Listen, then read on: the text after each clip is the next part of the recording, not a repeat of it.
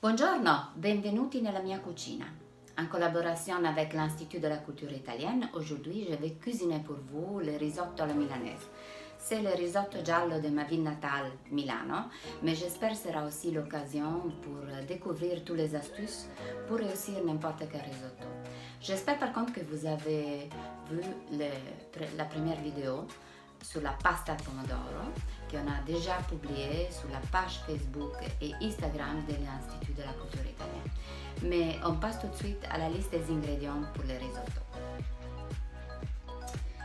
Alors, pour 2 personnes, il nous faut 200 g de riz, 50 g de beurre, une demi-oignon haché, un demi-verre de vin blanc, 60 g de parmesan, du safran en poudre et un bon bouillon de bœuf ou de légumes.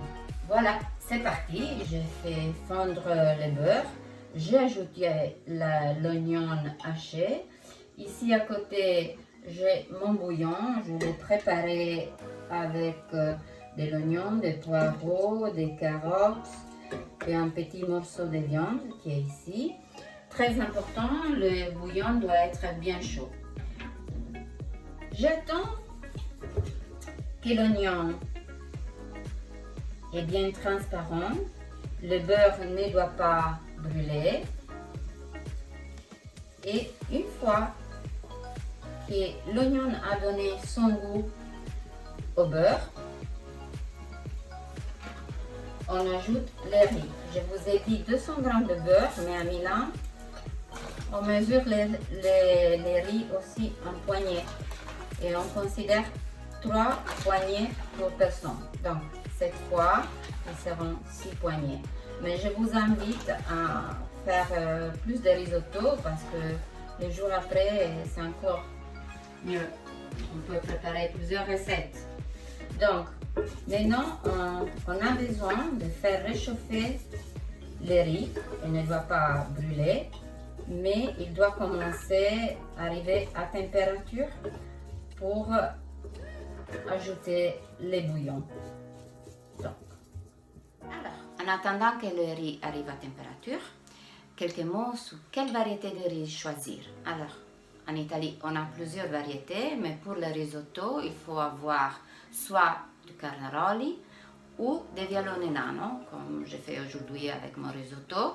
Pourquoi? Parce qu'il reste bien al dente, et donc ça c'est très important. Bien, le riz est arrivé à température, c'est le moment d'ajouter les vins blancs.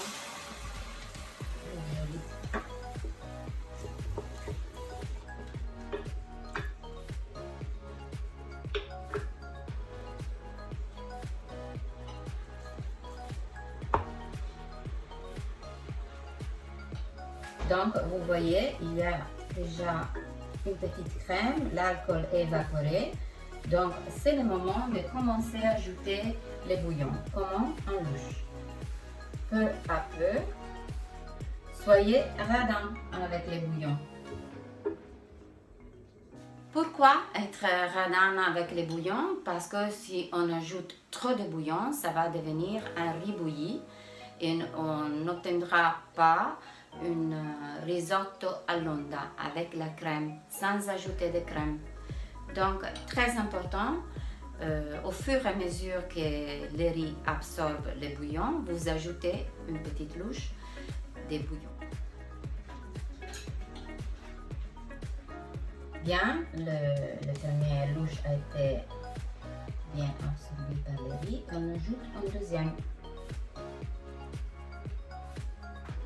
Deuxième astuce, le bouillon doit être toujours chaud parce que sinon il va arrêter la cuisson du riz. Au fur et à mesure que le riz absorbe le bouillon, je l'ajoute encore un peu à la louche et vous voyez le bouillon se transforme tout de suite dans une crème. C'est l'amidon perdu du riz, de part du riz qui se mélange avec le bouillon. Il nous donne une magnifique crème. C'est pour ça que je vous disais qu'on n'a pas besoin ni de mascarpone ni de crème. Nous sommes à moitié de la cuisson et j'ajoute le safran en poudre. Puis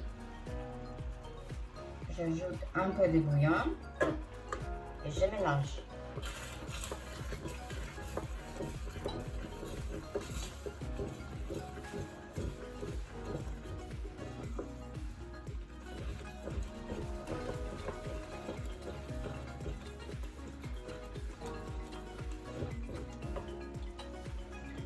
Je poursuis la cuisson. J'ajoute encore des louches de bouillon. J'aimerais que vous étiez là pour sentir le parfum. C'est magnifique. C'est un parfum à safran, un goût à beurre. C'est parfait. Vous voyez, le riz est presque arrivé à être cuit. Et donc, on se prépare pour la dernière phase qui est la mantecatura. Hors de feu, on ajoute le beurre qui doit être bien froid et le parmesan. Et on commence.